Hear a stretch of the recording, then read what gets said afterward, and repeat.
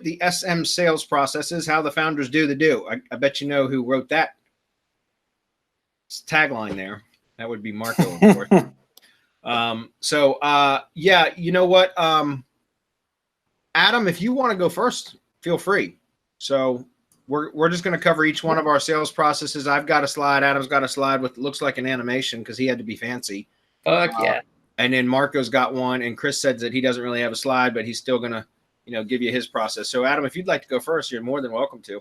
Sounds good. Yeah, I'll actually bring this up on mine so I can do you can play your animation? Yeah, because then now it's going to be a huge surprise. So just kidding. Let me know if that works. Yeah, I can see it. Now you might have to put it in presentation, but there you go. There you go. Cool. All right, cool. So just for anyone who doesn't know kind of what I do as far as private consulting, it's mostly funnels, emails, and automation. So putting this all together or just doing the back end for people. Emails is something I've gotten into more recently. It's pretty awesome. I enjoy writing to a certain degree. I don't like just endlessly cranking shit out, but getting paid $500 to $1,000 to write a series of emails is pretty good money in my book. So anyways, that's kind of what I do. And I know that this was meant to be more about sales and not prospecting, but I have to say this: for prospecting, use a video lead gen system. You guys, as mastermind members, you've got access to it. Put it to use. Of course, there's other ways to do this, but go through that. And if you think it's even remotely a fit for you, put it to use. It's insane. I've used it a lot. Of course, took it from Bradley. I've tweaked it to use it, for other areas, but I found that to be just a great way of doing things. So once you do that, though, get them on a call. This is what I do. And again, another, I guess, caveat is, take this stuff with a grain of salt at sales. There's 100 different ways to skin the cat. This is the way I like to do things. But getting them on a call is really important. It's very easy, just like myself. I see emails for offers. I see a text message or something. It's different than getting on a call with somebody, and not just in a shitty persuasion way, but in building the trust and having a real conversation and forming that connection with somebody, whether it's 5 minutes or a half an hour.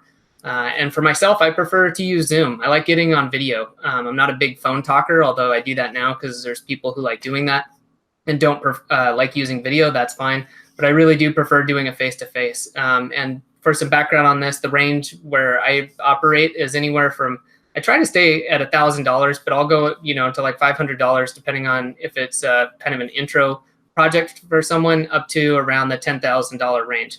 I've had a couple that go over that, but in general, that's where I operate. So once I get them on the call, or rather, let's stay there for a minute. Getting them on the call. I asked this question at POFU Live last year, and I had everyone stand up. I said, how many people here, I'm going to say, how many automated touch points do you have with prospects? And as I say the number, if you don't have that many, sit down. So, start it out, who's got at least one automated follow-up? Pretty much everybody. 2, 3. I think by the time I got to 3 or 4, more, at least 2/3 of the room had sat down.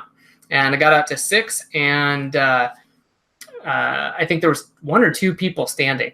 And this is really important. This is the surprise graphic here, but this was from an old mastermind newsletter I sent out, or my portion, and just showing this is kind of the response rates you get. If you're just that person who calls or emails once, you're only going to get, like 30% response rate. By the time you get out to 6, whether it's phone calls, emails, whatever, you're getting up to 90%. So you can kind of think of it as, if you don't have a follow-up solution in place, you're throwing away potentially 60% of the prospects that could turn into customers.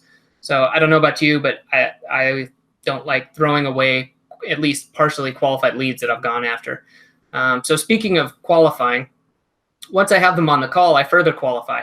I may have had them go through a form or, do something just to make sure that they're a rough fit for me. But I ask questions. I want to know if they have answers. The person I am not looking for is a person who says, I need a funnel built. Like, okay, whoop-de-freaking do. Like, I like money, but I'm not going to probably work with that person. So I ask them questions because I want to hear what they have to say. What do they want? And what results do they really want? Because I may be able to provide them something better in the end. I'm not going to try to talk them out of what they want or anything like that, but I really do try to understand and make sure that they fit. And then listening to what they say. Again, are they a good fit? I'm trying to make sure that they're a good fit for me as much as, I'm a good fit for them. Do they bring up any red lights? And again, do they know what they want? And just, getting that feeling. Do they need reassurance or details instead of hammering them with, what we call like techno babble? I'm not going to tell someone how freaking ActiveCampaign works on a automated level, but if they're interested and that's what they want to talk about, then I know to go ahead and do that. So just listening to what they want to talk about and going that way. But then all the time trying to describe the benefits, all right, instead of getting lost in the details. If I feel like I can help them based on, qualifying them, then try to tell them the benefits of working with me or getting the system built. Things like improving their funnel, but what does that mean? Increasing conversions, and increasing the revenue from their funnels, getting copy that converts and leads to the same thing, getting everything done faster so that they can get to their results faster. Maybe things like not having those shit moments where, you end up having to pay for something else because you jumped into a project that looked cool, but then your client realizes, oh crap, I've got to pay for 5 different things. I think we've all been there. We jumped at this opportunity and didn't realize what we're getting into there. So that's a benefit that I offer people. Automations. Saving time and focusing, right? I've actually gotten a really good response to this. I didn't use this until a few months ago, and I started kind of blending this into my talk and was like, part of what I'm here to do for you is to give you results, but I'm also here to help you focus. And so if I think you're going off track or we're, losing the scope of the project, I'm going to try to pull you back. Are you okay with that? And a lot of people are really receptive to that, which I guess isn't too surprising, but it's not something, I had thought of. And now looking back, I was like, oh, that's great. I bet clearly people do like that. They want someone who's going to help guide them and, is going to be upfront with them. Let's see, sending the proposal. I'm not going to get too into that. I think this really depends on where you're operating at and who you're operating around. If these are really qualified like referrals, you probably aren't going to need to do a whole lot. But for initial proposals, I generally break it out by milestones, especially with a new client. Adding in, a section about limiting scope, like, if, work goes beyond, this defined whatever the project is, then, we'll move into an hourly range that's at my discretion. And then further talking about, you're testing me out, but, don't forget, I'm also testing you out as a client. And, putting that into some better words, but I include that in the proposal. Okay, get paid up front. I think we've all been here where we've taken on projects and gotten started and somebody walks away. I've learned this hard a few times and I just switched and just said, I don't care if it's 10%, 5%, $100, whatever it is, but I get paid up front because surprise, surprise, surprise. People's past actions kind of tell you what they're going to be like in the future. And if somebody's willing to give you an upfront payment after you've had a call with them and provided them some value, then I would suggest that that person is highly likely to continue paying you. Whereas that person who's continually trying to delay payment is probably going to be a major pain in the ass. So after that, onboarding. This is something I'm definitely still working on, but I want to tell them what to expect. I at least literally tell them what to expect. And again, I mentioned that, getting paid up front. So I tell them, hey, before the next step gets taken, you're going to get an email from me. It's going to have these things I need you to do. And one of them is the invoice. As soon as you do that, your project is going to get started. And then importantly, of course, is making sure you do what you say is going to happen next. And one thing I want to get into more personally is, how can you make them enjoy the experience more? I look at it partially like that buying experience, right? Somebody's buying something. Don't take that joy away from them. Like, don't make it a fucking pain in the ass. Like, oh man, I've got to pay this bill and it was complicated, or I didn't like the way it went.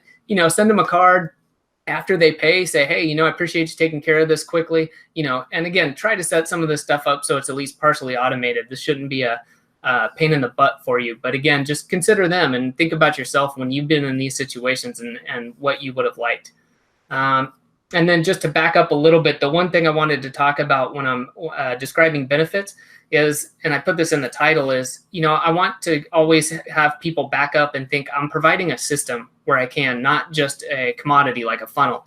Anyone can go out and get a funnel built. You can go on Fiverr and get something built, but I'm providing more than that. So that's kind of the big idea behind the benefits. And then over that and moving into a longer period of time, talking about being their trusted advisor, and that is more of a long-term relationship where I've been working with somebody for longer term. I don't want to nickel and dime people because I'm your advisor, and that's also why I charge a little bit more. So that's about it on mine. The only other thing, after the project, I'm certainly interested in what everyone else has to say about this. This goes beyond sales, but the one thing I've seen people really falter on is getting referrals. And you generally get those, of course, by doing good work, providing results. But also, if you want a referral or a review or a testimonial, you generally have to ask for them. So that's something that I've started semi-automating out so that I make sure that I get those out instead of just moving on to the next project and forgetting about all that. So, yep, I think that's it. So, yeah, if we want to move on, or if anyone has any questions, I can also check the page, but not sure how you guys want to do this. Yeah, let me see. I don't think we have any questions now. Oh, we don't. Cool. So, no, that was good. Thank you, Adam. Yep. I guess what I'll do is grab the screen and jump into mine quickly. You guys are cool with that? If any other questions do come in, Adam, I'll certainly let you know, or you can find them now if you're out of the presentation. So, now I don't have any animation, so I'm not going to put it on presentation mode. Just wiggle with your head. All right, so you guys can see my screen, correct? Hello? Yep. Okay. Yeah. All right. So my sales process is kind of similar to Adam's in that typically, it really depends on where the contact or the prospect comes in, right? Where the lead comes in from. If I'm going out and doing cold contacting, which I don't do a lot of, I did quite a bit of it for some of the lead gen assets that we built, over the last year or so. But I found that I don't like cold prospecting, period. There are ways to get the conversation started, but, and in fact, I've had in the conversations I've had over the last week with some of our mastermind members, this is something that I brought up that was part of the reason I was getting burned out on the just doing straight lead gen and client work, was because I found that cold contacting is it's such a saturated, local businesses are so overwhelmed with solicitations that's part of the reason why I developed the new kind of upgraded or updated version of video lead gen system, was a way to kind of set yourself apart from all the other solicitors out there. However, that said, it's still difficult to pierce through that, right? To pierce through the defenses that local businesses put up. So I've got really two different approaches for how I handle sales, depending on how the lead was generated. If it was generated because I'm doing outbound marketing where I'm contacting them, then video lead gen system is how I try to get the dialogue started, right? That's my starting point. And so very similar to what Adam said, we use what we sell, guys. So that the video lead gen system is exactly how I do cold contacting, cold prospecting. But I've absolutely 100% for sure, with beyond a shadow of a doubt, and I'm sure you guys can relate, know that inbound leads are much better leads to work with, right? They're much easier to sell to because these are people that are seeking advice, right? They're seeking help. They're coming to you to ask for what you can do for them. They're saying, they're raising their hand saying they're interested. So depending on how the contact is generated, if it is from a cold contact, then I use the video lead gen system, and it's usually going to be emails, both the video emails, but then a conversation or a dialogue via email. Once a conversation is started, we usually have a thread, an email thread, where a few messages will be exchanged, okay, before a phone call. And again, that's really for kind of similar to what Adam said, is to qualify the prospect, to find out, okay, now we got a conversation started, but are they going to be a good fit, or are they going to be a real pain in the ass? Because again, you can usually determine from the type of messages that you receive if the person is really skeptical, or if they're going to be, a pain in the ass to deal with. And if that's the case, then I don't know that I want to take the time to try to get them on a phone call and pitch them, because I don't like dealing with, shitty attitudes and that kind of stuff. And there's a lot of that. And again, put yourself in the position of the business owner, right?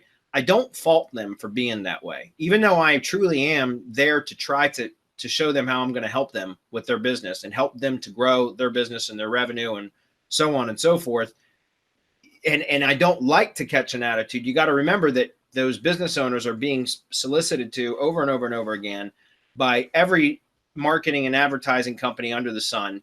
And so it's natural for them to be skeptical and to have an attitude.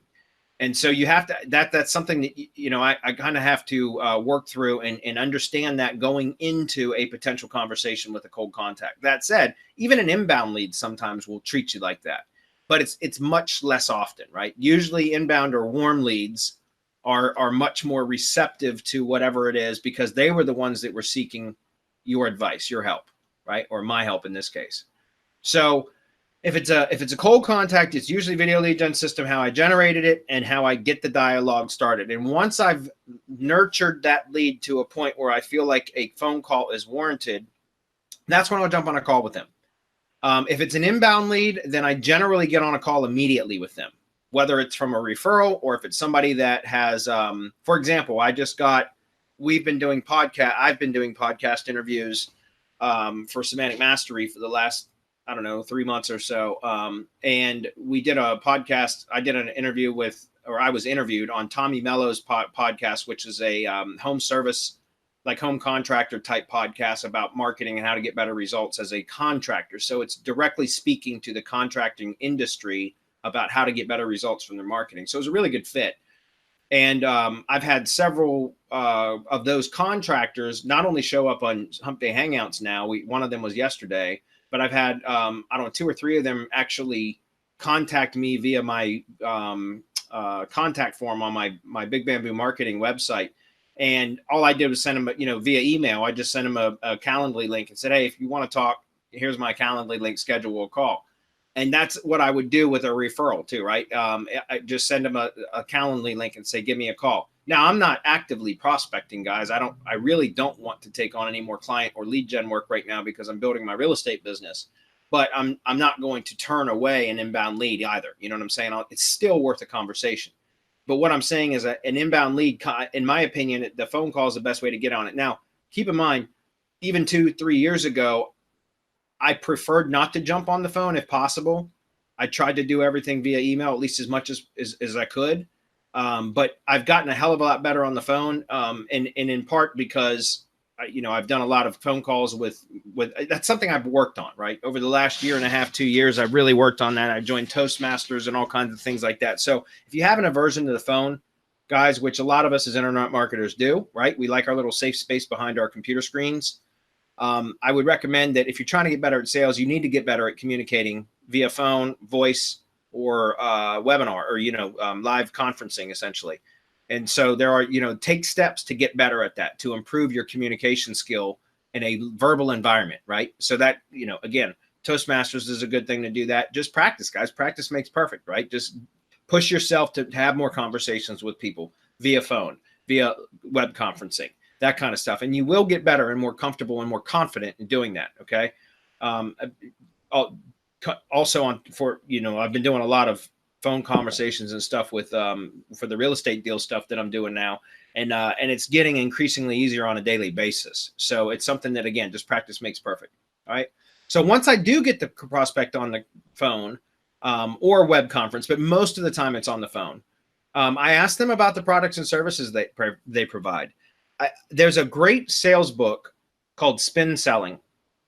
And that was probably the best sales book I've ever read as far as an actual procedure to use. And it was different. Instead of being like a hard sales tactics about, there's 7 different stages to a sale and you got to follow them and blah, blah, blah. And you always go for the hard close and all that. There's a ton of those kind of things out there, guys. But Spin Selling was one of the best books I've ever read because it teaches you how to ask questions of your prospect to the point where you continue asking leading questions that allow them to talk themselves into wanting or needing your product or service.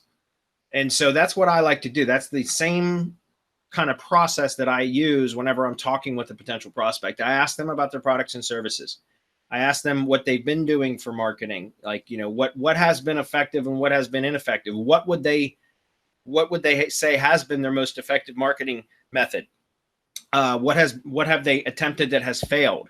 I try to ask them questions to get them communicating with me about where they are with their business, what they have been successful with, what they've been unsuccessful with, what the results have been, so that I can get an idea of how can I frame my products or service, in my case, really my services. How can I frame my services to address these issues specifically that they told me were important to them, right? So instead of me just coming out of the gate with, hey, I can do this, this, this, and this, and assuming everything, I ask questions to find out what's important to them, where the pain is to them, like where are they suffering, what gets them, what are they upset about, right? Where are their pain points, and then I can go soothe those pain points by addressing those very specific concerns with how what I can offer is going to resolve that for them, or at least improve it for them, if that makes sense.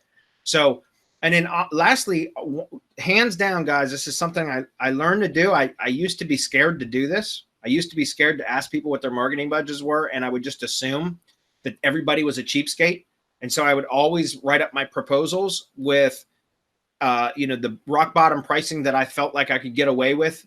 And then I would present my proposals. And I learned over time that I would cut myself out of so much potential revenue by not just asking them what their budgets are. Sometimes they'll surprise you. For example, I recently took on an HVAC client about maybe 3 months ago now. And when we were talking, I had made the assumption, for whatever reason, that he was going to be like a lot of the small, he was a very small HVAC contractor. It was just him and one other technician. And he had his wife answering the phones and stuff like that. So I knew it was a very small operation, but he was looking to grow his business. And so I just assumed, for whatever reason, when I first started talking to him, that he was going to be one of the people that, would say like, okay, my marketing budget's like $500 or, $800 a month tops, something like that. Well, throughout the conversation, I remembered, again, it was just because I've kind of developed my own process. And so just naturally, I ended up leading into what is your marketing budget? And I come to find out that he was spending like $2,500 a month on Google AdWords. And he still, on top of that, said that he had another $1,000 a month budget for SEO. And so I told him, I said, so it ended up being, he had $3,500 a month in budget for marketing. And here I was originally assuming that he might be one of these, $500 to $800 per month client type deals. So it was good to know, just to ask those kind of questions, because once I realized what his budget was, now I could present him with a proposal that was much more aggressive, that would also, get him results a lot faster. And what's better, having a budget of, let's say $1,500 for SEO and being able to produce results in 90 days, or having $500 a month in budget and it taking 6 months because you don't have much budget to get them results? Who's more likely to stay on? Usually the guy that's paying the more money, that's seeing results quicker, right? So again, ask what their marketing budget is. Don't be afraid to do so. And then once you ask, keep your mouth shut, right? Shut up. Just ask. So what type of marketing budget are you working with? Like what is your monthly allowance for marketing? And shut your mouth and wait for the other person to speak. Because I know there's an awkward silence that occurs, and sometimes you want to jump back in and fill that void with, because the reason I ask is because blah, blah, blah, like I can offer you that. Like, don't do that. Don't do that. Shut your mouth. Let them tell you what their marketing budget is, right? So that's something that really, really critical. Then once I have that information now, and I take notes during that conversation, then I follow up with a video audit, right? So I always tell, it's no matter how the lead came in, like I said, once I have that conversation, I ask those questions, then I tell them, okay, look, that's great. Got enough information here to where I'm going to audit your digital presence online. I'm going to take a look at everything, your overall marketing presence, right? And I'm going to create a YouTube video. I always tell them it's just private. Only people that are going to see it are you and me, where I'm going to explain to you what I see. Like I'm going to generate some reports. I use Bright Local for reports. I don't tell them that, but I say I'm going to generate some reports, and I'm going to analyze those reports and then show you exactly in a video that I'm going to send you, so that you can watch it at your own time, when it's convenient for you. and you can, rewatch it if you need to and whatever. And I'm going to explain what I'm seeing, where I see opportunity, where you're doing well and where I see opportunities where you can do better. Okay. And that's always how I say it. And then I tell them, and I'll get this back to you, within 3 days or 5 days or whatever my time frame is. And then within the actual audit that I do, the video audit, guys, and this is like the original video lead gen system, right? That's exactly how I used to prospect. And then that's the same process I use to close clients, right? I use that same video email process because after the conversation, now I can take my time, really give them thorough explanation of what I see about their business, not just some abstract or, not just some vague, like, hey, I'm good at marketing. And this, I'm talking about what I can see, how I can benefit their business, right? And they see their own presence in the video. And so they can visualize or imagine as I'm explaining to them the things that I'm able to do, how that particular, their business, their brand is going to get elevated because of what I'm talking about, right? So that's why I like doing those, because it's very personalized and it gets them thinking about their business only. They're focused on their business and the potential that it has, right? And then so I'll always show examples if available. Now with that, I'll show examples of similar businesses or businesses in the same industry that are in other locations if I have it available. Sometimes I deal with new clients that I don't have that. So I will show another business type, like one of my tree service examples or a roofing client or something like that, right? So if you have other businesses that are within, other clients that are within the same industry, then if you can use those as examples that obviously aren't, if they're not direct competitors, use those as examples because once again, it gets them thinking about specifically how it applies to their business, right? But if you don't have examples in that same industry, then just use examples of other industries. You can use your own lead gen assets too, guys. Originally, that's why I started building lead gen assets, was so that I could use them as examples to land clients. So that's really important. And then lastly, what I do is once I sent them the video, I always ask them to review it when it's convenient to them, and then shoot me a reply via email. And then, from there, we either schedule another call where we have a brief chat about it, or, we'll just converse back and forth via email. And then that's when I'll say to them, after I confirm that they've watched it, and I say, so what about that do you like? What parts of it are you interested in? Is there anything that you don't like, or, that kind of stuff. And once I get an idea from them out of everything that I covered in the video, and sometimes those audit videos, guys, go 30 minutes. I'm not going to lie. But it's because I try to be very thorough. And that's where I end up about 90% of the sales that I make, the prospect, the person that I close, the business owner, says to me at some point, wow, nobody's ever taken the time to show me this or explain this to me. Does that make sense? And that's why I love that method, because it's convenient for me to be able to record it when I want to, and it's convenient for them to watch it, and it educates them, where most other sales solicitors are just trying to pitch them on some boxed service and say, yes, we can get you results. Look at, here's all the features and benefits. And this is a video that specifically talks about their brand and educates them, right? And so most of the people that I end up closing say, wow, that was impressive. I've learned more from that than I've ever known, blah, blah, blah. And that it's not about how smart you are, by the way, or how smart I am, right? It's about how it can benefit their business. That's how you frame everything through the video, okay? So then again, once we've had that last conversation, after they've received and reviewed the audit and the recommendations, then I say, okay, I'm going to draft a proposal. I'll get that back out to you in, next 3 days or by the end of the week or whatever. And then I say, and just like previously, I'm going to send you a video where I go, where I explain the itemized proposal and all of the deliverables. And then during that video, guys, same thing. It's again, the same process. I use the videos. I explain exactly what they're going to get, what the deliverables are. So each line item, the time frame that they're going to be done, set expectations for results. That's incredibly important. I always give myself more time than I think it's really going to take. So in other words, like I tell them, like, it's probably going to take me 90 days to get significant results for your Google My Business profile, because it just takes time, blah, blah, blah. But generally I end up getting results within, 30 days. And that's under promise and over deliver, right? Instead of the other way around. If you say, oh, I can get your results in 30 days, and you find that for whatever reason it's more competitive than you thought, and you're not able to move the needle in 30 days, now you look like an ass, like you can't deliver on your commitments. So I always ask or basically set expectations to be lower than what I know I can produce, if that makes sense. So again, setting expectations is incredibly important. And then I explained the most important metrics throughout, like what type of results should you expect from these these deliverables, these services that I'm going to provide.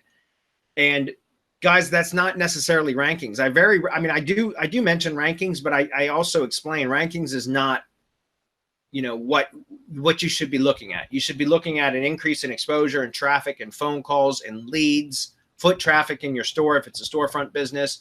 Those, conversions, if they're using PPC, then we can track conversions. So I mentioned all the things that are the real metrics that they should be looking at, not vanity metrics like ranking, right? Some people that's still important too, so I will cover that more in depth. And again, we figure all that out in that conversation we have initially. Okay, does that make sense? But it's also up to us as the consultant to educate them on what the true important metrics are, not just what they think are important. And so all of that gets done via video. So it's very non-confrontational. And I like it because, like I said, it allows me to get my point across without being interrupted, without them asking questions. And I always tell them, when you're watching the video, write down any questions you have. And like I said, in between the videos that I send, we converse either via email or sometimes by phone.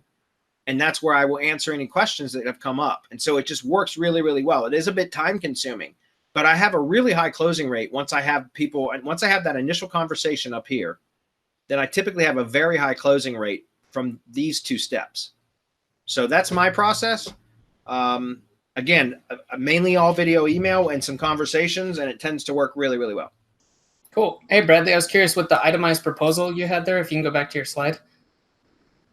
When you're talking about a video explanation of each deliverable, kind of real quick, what do you mean by that? Is it something you have pre-recorded, or do you do that new for each proposal? New for each proposal. Okay. Yeah, because again, I frame it in how the deliverable, like let's say a drive stack, for example, or a syndication network, or 4 press releases a month, or 2 press releases a month, whatever. Again, once I know what their budget is, I base my proposal around what their budget is, right? So each line item, I might say, okay, I suggest four press releases per month, and then what I would say is, okay, so what we're going to do is we're going to highlight in 1 press or 2 press releases per month. Every other week, we'll highlight one of your reviews, and then the other 2 press releases will highlight one of our custom blog posts, because we'll be blogging on your blog. In other words, so I'm always framing the deliverables about how specifically it's going to help their business. I don't like to use just some sort of, again, that's why I said it's a little bit time consuming, but they get to envision or imagine how everything that they're about to pay for, if they accept my proposal, is going to directly benefit their business. Gotcha. Nice. Okay. All right. Any questions? Interesting. Cool. Jamina, Susan, sweet. Hi, guys. Patrick, Greg. What's up, Greg? Jim. All right, cool. Everybody's here. Sweet. Everybody. No, but many people. All right. So who's next? Cool. I take it. Okay, Chris. Didn't know that we're also talking about prospecting, because like most of what you guys are doing in the States doesn't work here in Austria, Germany, in the German countries. So we don't have any direct mail, no email, even cold phone calls are like not the best, the most liked. So no direct mail and no email is pretty much by law, so you can't even do that. So for me, the whole thing is a bit different. So on the lead end, it's pretty much all about networking events, like, for example, Chamber of Commerce, industry events. I remember I was even going to TEDx talks specifically just to network there and work the room in the breaks, because I knew there were like certain people in the room that I wanted to work with, and I pretty much arranged meetings there. Then there's like a small world, if that still exists, which gets pretty good meetings as well. And there's meetup.com as well. Other than that, there are online platforms, paid ads, search, and the secret that I always use is pretty much if there's an event, that the decision makers are the ones who are like actually the ones who are in a position to actually get you to the decision makers. They're always at the after party in the club or something like that. So for example, if there's a marketing event in Vienna, for example. The event itself is like nice, but it's not that important. The most important thing is like to actually go to the club after that and talk to the people there, even if you don't drink alcohol. So that's pretty much my process on the lead generation on that end. So pretty much cold lead after you drank with somebody in a club, or like after you arranged or like talk to somebody already, if something works out at a meetup or something like that. It's pretty much all warm lead from there. And if you remember, like I pretty much had a software development background, and web development, and SEO. And for me, it was always like I dreaded as well the phone call, but for me, I made the phone call and I got it over as quickly as possible. So what I did is like I called them up and arranged a meeting with them. Didn't matter if it was like initially an in-person meeting, or if it was later just another meeting in Skype or a webinar or video call or something like that. It was most important that you actually picked up the phone, called them, just with the intent on like, to arrange the time and date for the meeting. That way, both parties were pretty much good at that date or time, or if something changed, you got an update, and you didn't interrupt anybody, and all it did was like it took 2 minutes of your time and the other person's time, and everybody was happy. I started pretty much out with like client meetings on those ends. And what I usually did was pretty much rock up there is my notebook. I always had like the best high performance notebook, so they already knew like when I rocked in there that it's gonna be expensive. So yeah, like my process there was pretty much like when I arrived, usual hello and stuff, then you pretty much get asked if you want a drink or like a water or something like that, and usually you sit down. Next thing that is important on such a meeting is pretty much that you ask questions and let them repeat again what they want, even if you know already what they want. But it's important that they actually tell it to you again, because it might have changed, or they got some other insights, or they talk to somebody else, and you don't make any assumptions and you actually know it. And also, as Bradley said, you gotta ask them about like, what budget they were thinking about that project and stuff. And then my secret weapon was pretty much I pull out my notebook and walk them through it and how I saw the vision that they explained to me earlier. And I partially even did that by like literally pulling things out there on the fly. For example, like if I knew like a sample from a competitor or some other project in the past, I pretty much walked them through exactly how I would solve the project. And while I did that, I conveyed that I know my shit, and I also asked them questions along the way, like if they agree with that, if it's exactly as what they think about it, if that's what they envisioned. And I pretty much painted the picture and the vision for them, even if something was not that clear, because like, for example, if it was software development and they wanted, for example, an iPhone app, they saw probably an app, but they had no idea about all the cool things and like features and stuff that they could have for that budget.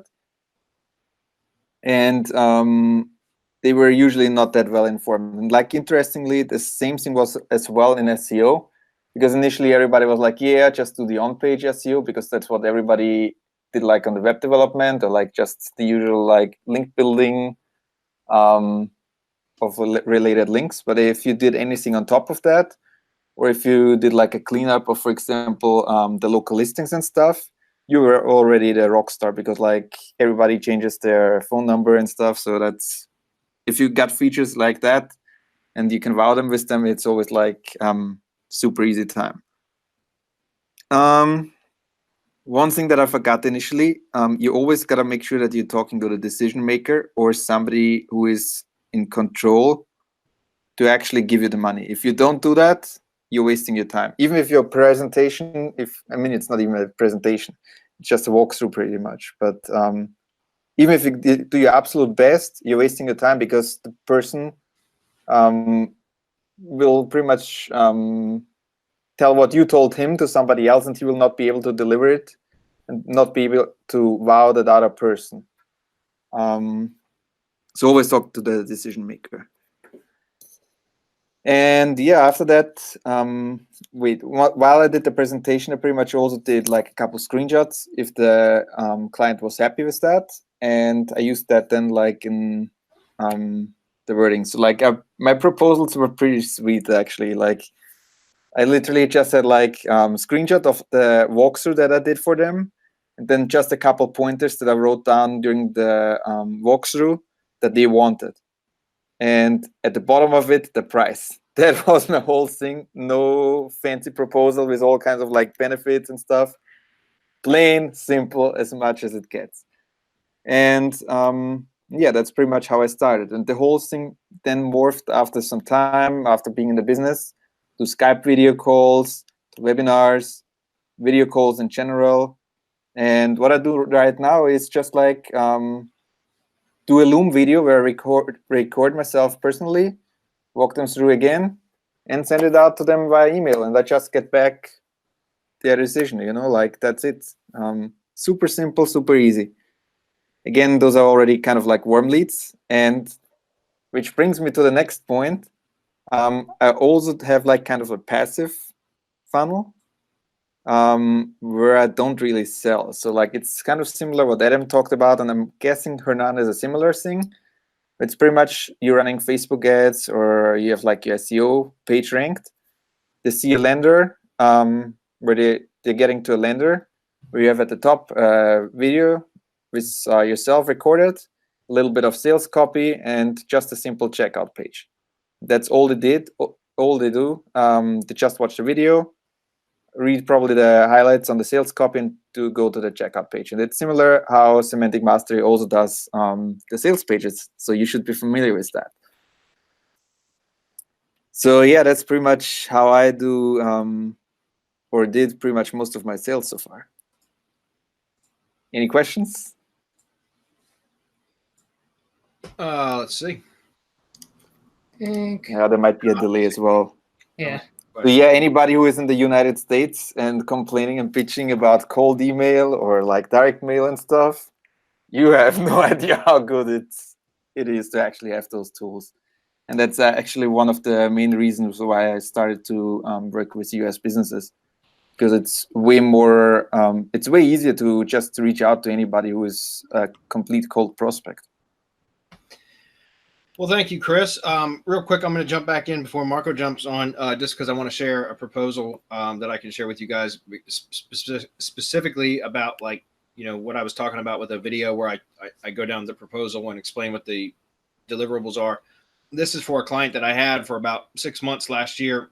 They actually canceled in February this year, which was absolutely ridiculous because I got this guy and this company really, really good results. And for about 6 months, I talked about this at POFU Live. This was a company that I was really kicking ass with as far as AdWords and SEO, everything. I took over their marketing with a good budget and killed it for like 6 months, man. I just incredibly I was impressed with my own results. Okay. And including cleaning up their AdWords campaigns, because they spent a lot of money, about $20K a month in AdWords. And then in February, they had a slow month and they said, well, we're sorry. After I'd already done their SEO, got them kicking ass in SEO, got their AdWords campaigns all really fine tuned, they were humming. That's when they said, we have to let you go because we can't afford the marketing. And I was like, okay, which is funny because they left me attached to their search console and analytics. And I went ahead and removed myself about 6 weeks ago, but I kept an eye on it. And you just, after February, you start seeing their traffic reducing in analytics. And if you looked at search console, like their overall impressions on a monthly basis and clicks and all that were dropping steadily every single month. And I almost reached back out to them to say, hey, by the way, just checking on you. Would you be interested in perhaps revisiting our original agreement? But I said no, because if they were a shitty type of client that dropped me like that with like literally 2 days notice before the next rebill was going to go through, I said, I don't want to deal with them anymore. Anyways, that said, let me, I'll drop actually, no, I'm just going to screen share it instead. And then Marco, it'll be your turn. Sorry, man. I didn't mean to rain on your parade. So here was one. The company was called My Next Puppy. And I'm not going to go through this line by line, but you guys can see that I had the local SEO, reputation marketing, PR marketing at the top. which was just part of it. Really, they were spending a lot on AdWords, so I also had AdWords setup and management fee down here. But that's what I'm talking about. So whenever I do a proposal, that's all I do, guys. I just use Google Docs, and I create it in Google Docs or Word, and then I convert it to a PDF, and then I send them that along with the video where I just walk through each and every line item, and I just explain like what it is, how it's going to benefit them, and the time frame and result, set expectations through all of that. And just so that they understand what each and every, I want them, especially when they're paying with, a fairly decent budget, I want them to understand where their money is going on. And, in the past, I've had clients that really didn't understand what they were paying for on a monthly basis. They, I would get them results, but when it came down to it, they never, it was kind of nebulous to them. They just thought, okay, look, I'm just sending a check every month and yeah, my calls are coming in. And some clients, that's all they want. But some business owners are a bit more inquisitive. They want to know what their dollars are actually going to. And that's not always the case, but some do. And so I try to address that now up front with the proposal, so that if any question comes up, 2, 3, 4 months down the road about like, hey, just checking in, I'm curious as to what is what, I can always refer them to the video and to the proposal and say, remember the timeline, remember the video, here it is again. I would suggest you go through that and review it again, because everything is explained in that. And it saves me a lot of time in the future, if that makes sense. So that's all it is, guys. It's just a proposal just like that, okay? Usually I give terms, like, for example, if there's a lot of setup fee, in this case, I gave this guy time to pay off the setup fee over the course of the first 3 months. So he just had an additional monthly expense to pay off the overall setup fee, things like that. I do that sometimes. Just depends on the actual client. So, okay. All right, Marco, it's your turn, buddy. Okay, can you hear me? Yes, sir. All right, perfect. So, I mean, I'm really lucky because I've hung around long enough to where now the only people that reach out to me are client referrals, and I don't even have to go through a closing process or a sales process, because they've been pre-sold by the person who recommended me, and they've even been told how much it's likely to cost. So it has become really simple, but it wasn't always that way. And I try not to take any more clients. I mean, I just don't want to. I don't have time. I'm not really, I don't really enjoy it. I enjoy getting results. I enjoy tinkering. I enjoy breaking down stuff and being able to share my findings. I enjoy testing. I enjoy a whole lot of things. I don't enjoy clients. I feel like they get in the way. They get in the way of their own success. And as much as I try to educate someone that I take on, which as Bradley does, I send them an itemized PDF of what's going to happen, month 1, month 2, month 3, and so on. Even though you do try to educate them as much as possible, some of them, just for whatever reason, they wig out, or they'll get this email from this fantastic company who guarantees #1 in Google for $50 a month. And Yeah. it's like, what the fuck? Okay, go. Good riddance. Good luck with, when they fuck up your company and you're filing for bankruptcy. Remember me. At any rate, that's neither here nor there. What I want you to know about the sales process, and the one lesson that I learned, and I actually learned this from my grandfather. I was in 2nd or 3rd grade. I can't remember which exactly, but I was going to try out for the soccer team, and I remember being really scared. And my grandpa pulled me to the side, and he wanted to talk to me and find out what was going on. And and I said to him, "Well, what if I don't make the team?" And he said, "Then if you're worried about it now, and you're not going to do anything about it, then you already have no. No is a given. No is already there. So just don't go." But then I told him, "Then I'll never know." And he's like, "Right. So you have to go.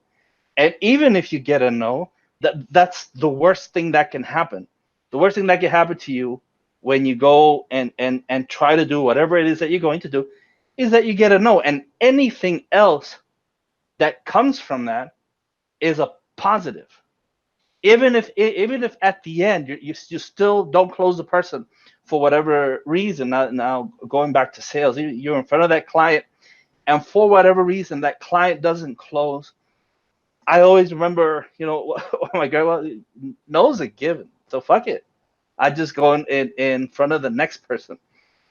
Now, the one thing that I like to do back in the day when someone would reach out to me is, really do my homework as far as the market. I'm not like Bradley, or I didn't start out that way. I dabbled in a whole lot of different niches, but that's because it's my nature to be inquisitive, to study, to read, and to really understand the market. And what that led me to was really understanding what a lead is worth. Because if I don't know the market, if I don't know the people that are in that market, if I don't know what yellow widgets, for example, are selling for, and how many yellow widgets are being sold, and what percentage of those yellow widgets I could possibly sell for my client through the methods that I'm going to apply, then how in the fuck can I expect to set a monthly fee that's going to reward both my client and me? There's just no way. So Bradley talks about understanding the jargon in the business, understanding what the client is saying. The only way that you can understand this is by knowing the market, and really going down and buckling. I've had people do fake phone calls, especially dentists, doctors, cosmetics, just whatever. Anyone that would be willing to give me an average price over the phone, I've had people just call and say, okay, how much is the visit, or whatever. Maybe it's a free consultation, but you can expect to pay just whatever. Now I have an idea what a person in the door, right, foot in the door, what the value of that, and then I might reach out to even more people and find out what as they go down the funnel. Now that we understand this as a sales funnel, right? At each step, maybe they walk in, and we'll use the dental example. Maybe they walk in because they need to have just a regular check, right, every 6 months. How much is that going to be? Now, if they get upsold on whatever, or the kid that they bring in with them has snaggly teeth, how much is that going to be worth, right? Getting the teeth fixed, getting the teeth perfect smile for the family. What about the rest of the family members?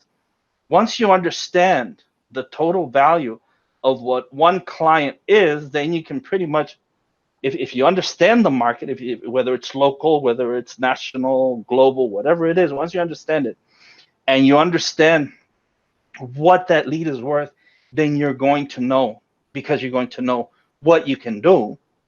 Then you're going to know what your fee should be. And that's how I establish my fee. I don't ever have a flat fee. I don't say, I don't know, $500 a month, $1,000 a month, $1,500 a month, because you can't apply that throughout on every client. Because if you're doing ads, if you're doing any kind of spending, which you should do, you should actually be spending the first 3 months. You shouldn't see all of that much profit from whatever it is that you're doing, which is why we usually try to tell you, or one of the things that we try to do is to get that person on to stay on at least 3 months with us, so that they can see the results, so that we can start making them revenue and they can start making money. And then they're so happy, or we try to make them so successful that they'll be willing to stay with us even longer, so that then everything goes into automatic. You'll have if you're doing ads, you'll have the best words that bring in the most ROI. If you're doing SEO, you'll have them placed or coming into the keywords that will bring in the most traffic and will convert and will make the most money. So you're going to know all of these different things. And I think that your success is pretty much predicated on your client, on you and your client understanding each other enough, and you educating your client enough to know that there's no such thing as overnight. in SEO. It's very seldom that happens, right? And so I think it's one of the most valuable things that you can do is educating your client properly. But always remember that your client has spoken probably to a half dozen SEOs, if not more, who are telling them all kinds of weird stuff. And it's probably going to be different than what you're going to tell them if you've been listening to us for any amount of time. And so that leads me to my next item on this, which is listening, right? What I like to do, or I used to like to do, was either get with the person on face-to-face or a video conference. And why? Well, what I want to do is I want to be able to look at that person. I want to be able to see what that person is doing. Body language is really important to me, right? When I like to ask a lot of questions, just like you heard Bradley say. But what I like to do is I like to look and I like to listen. And if you listen, the client will tell you pretty much what they need and what they expect. And then you can then lead the conversation accordingly. If you don't listen, if all you want to talk about is how good you are and your expertise and everything that you can do, you're going to miss out on a whole lot of clues. Pay attention to that nonverbal communication, right? Eyes, face, the proximity, which is why I like to get the person in a meeting face-to-face or on video conference. Are they close to the camera? Are they really paying attention to you? Are they mirroring you? Are they mirroring your postures? What's their head movement like? I know that on camera you can't see it, but foot placement, hand signals, arm position. If any of you play poker, if any of you play cards, you know that these are all tells. If you're watching the eyes will say just about everything you need to know about a person. So will their facial expressions. They won't realize that they're giving you all of this information through all of these nonverbal clues. I actually took a few courses back in the day on nonverbal communication, and so I understand the importance of being able to look at a person and being able to see how they're reacting to what I'm saying. Because then if you're looking at them and you're seeing them shut down, if you're seeing them close themselves off, what you'll be able to do is you'll be able to change the conversation on the fly, right? You'll be able to flip it. You should be good enough at that point, right? If you get in front of enough people, you should be good enough to watch for these tells, watch for these clues, and to change your delivery. You might be able to change your cadence. You might want to get more motivated, get more animated. You might want to slow down. You might want to have to kind of re-explain where it is that you think that you lost them. And again, the nonverbal communication will tell you if you reel them back in. A lot of people will lose a client simply because they don't pay attention to the nonverbal communication. So this is all part of listening, guys. This is all part of asking the right questions, getting there in front of that person, and then listening. That person will tell you what they're looking to spend, what they're looking to spend it on, the results that they expect from you. And let me tell you that most of them are wrong in their expectations. They're wrong in what it is that they actually need. They're wrong because we're in an industry, unfortunately, where most people are being misled. Most people are being, well, if not directly lied to, then it's just simply SEOs that are misinformed and don't have the latest information so that they can get the client the best results possible. But to me, and that's why I have it in bold, listening and being able to adapt and to change your pitch on the fly is one of the most important things that you can do. The next part of this is you have to be fearless. And fearless, not meaning that you're going to be overly egotistical, not meaning that you're going to be abrasive or whatever it is. You have to be you. And you have to approach this from whatever that you is. But that you, when you're in there with that client and trying to get that close, has to be fearless. Fearless in that, okay, let's say you're in front of a Fortune 500 board of directors, and you're in a meeting and you're trying to close a deal. You should be able to quote your fee, whether it's $1, and I've said this before, whether it's $1 or whether it's $1 million, you should be able to say it the same exact way. There should be no variation in your tone, no change in your breathing. Listen to me. They'll be looking for your nonverbal communication. And if you're not comfortable charging your fee, people are going to know that you're not comfortable charging your fee. And then they're going to wonder why you're not comfortable with you.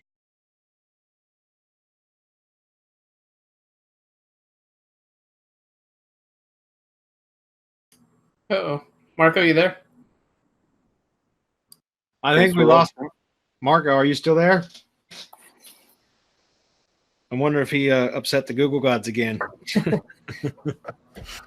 All right, well, I'll ping him in Slack and let him know he dropped off. Yeah, okay, thanks, Chris. So that was abrupt. We might be getting a storm or something. All right, well, if he jumps back on, guys, we'll jump back into let him finish. He's still got he's not faded out, so I think he's still online. We'll figure out what happened. But in the meantime, let's see if there's any questions. Well, yeah, and just as a reminder, too, like Bradley said at the beginning, Hernan's going to be posting something in the mastermind. So I think he said he was going to do either a live stream or post a video up there about how he does things. Did you guys lose me? Yeah, we did. He's back. At what point? Sorry. That's a good question. It was probably Being about fearless, right when you got into that about keeping the same tone, whether it's $1 or $1 million. Okay, so if I can pick it back up, are you guys done? yes. All right. Being fearless, just so I can get back to it, because I think it's just so important. You have to be comfortable, right? You have to find the comfortable you. You have to be at that place where you charge for your fee, whether it's $1 million, whether it's $1, $10,000. There should be no variation in your tone, in your voice, and especially in your non-verbal communication. People are going to pick it up.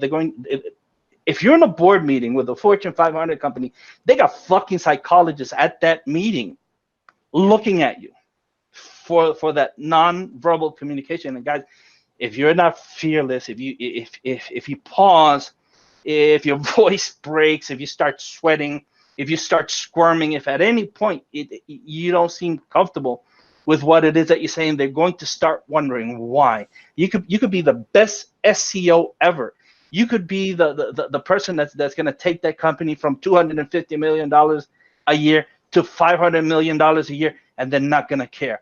Why? Because you weren't comfortable with yourself. And this comes from simply understanding what your value is, the value that you can provide the company. This comes from understanding what you're worth and the value that you can provide, and being able to convey it, but being able to convey it from a standpoint where you just know. And that's where your fearlessness comes from. It's not just false. It's not false pride. It's not a false sense of ego.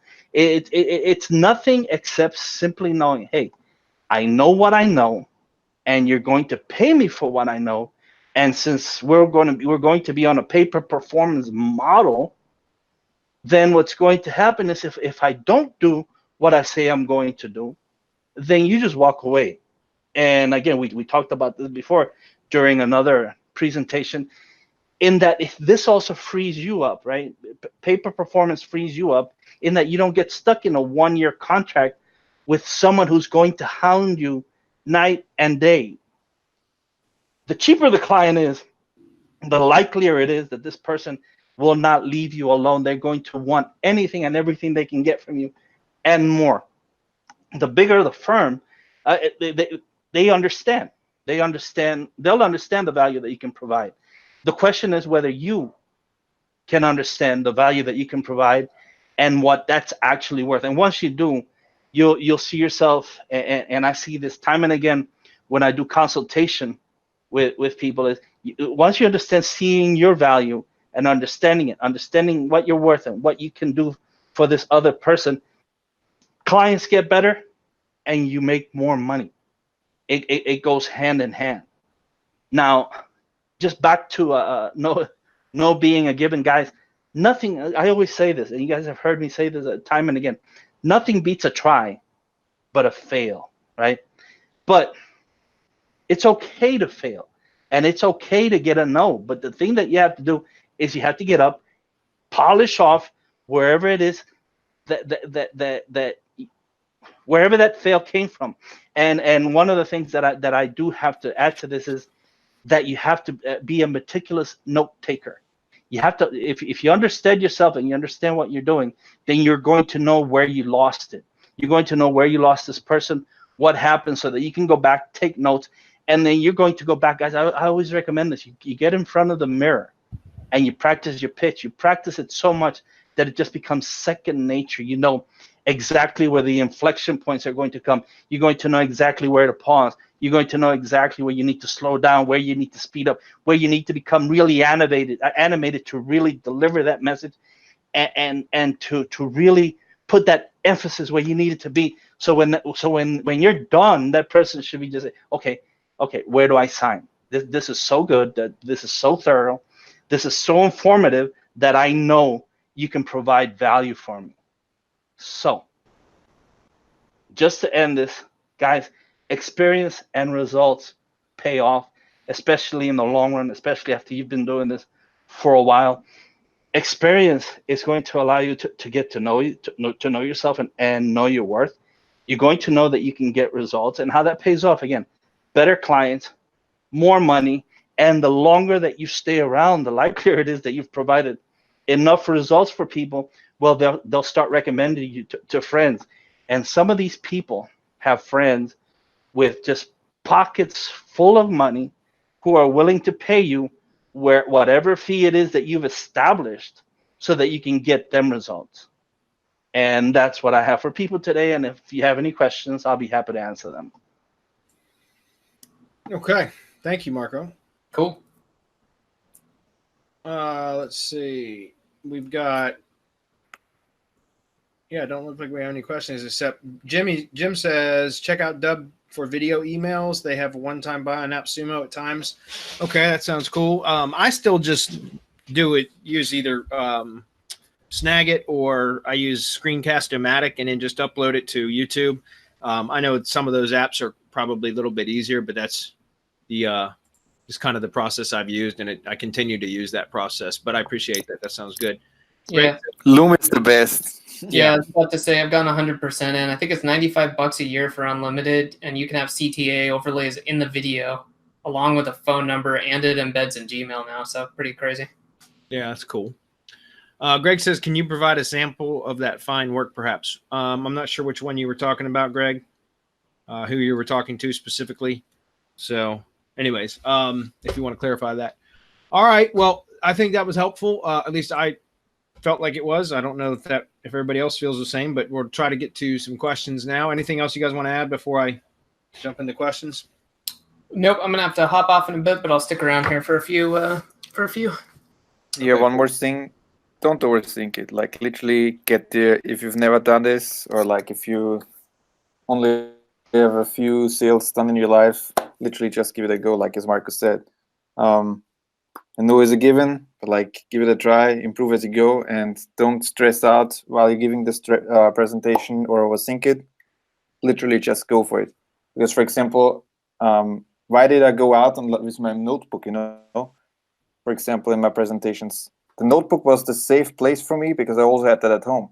As soon as I was watching in the notebook screen, I was like, I'm the king, like I got this, and like I was super confident. Whereas like if I just have to talk to the person one-on-one, that was way younger then, it was like uncomfortable for me, and I was like way more nervous, like even if it was like a business presentation. When we were like, for example, when I still had my corporate job, having a clicker and a notebook and a screen is like way easier for me than just standing up there, like Bradley, for example, did at Toastmasters without anything and giving a speech. At least that's the way for me. Yeah, and that's the thing. That's what I was saying earlier is that, practice makes perfect. So if you don't like talking on the phone or you don't like giving presentations, practice more. That's the only way. It's like, how do you get better at anything? Just do more of it. Toastmasters is great for that, guys, because it teaches you to stand up in front of people and give speeches, and it teaches you voice inflection and speed, like speed, velocity, or whatever, how, inflection and your tempo. That's what I was looking for, tempo. All that kind of stuff, because they'll rate you on your speeches. And I thought that was one of the most powerful things, was for me to go through Toastmasters. And I was in it for a year and did, I don't know, 5 speeches or so. And then I got busy with other work, so I ended up dropping out. But it gave me the confidence from just the 5 speeches and the time that I was in it for me to start getting on the phone more often. And like I said, just doing more practice really helps to overcome the fear. It's funny because you start to build momentum, right? The more that you do it, the easier it becomes, and the more you're willing to just jump on the phone. I mean, again, for example, I jump on the phone now literally a lot throughout the day, because I've got to talk to professionals or potential sellers or potential buyers or realtors, and things like that for my new business. And, when I first started this two or 3 months ago, I was still in that trying to avoid phone call mode. And now I don't hesitate even for a split second. I just jump on the phone and get stuff done. And I'm finding it able to get more, I make more progress that way than trying to do everything via email. And I think that can still apply to just straight digital marketing too.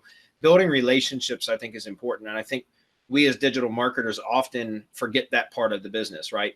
I think that's absolutely true. I think a lot of us, we try to do everything behind our computer screens, but sometimes just getting on the phone and talking with somebody, you can really, like Marco said, find out how they feel from what you hear in their voice, the types of words they use and things like that. You can get an understanding of what it is that, how to speak to them and how to get results as far as building rapport. It's hard to build rapport via email is what I'm saying. You know what I mean? So, again, I think this was helpful. So thanks, guys.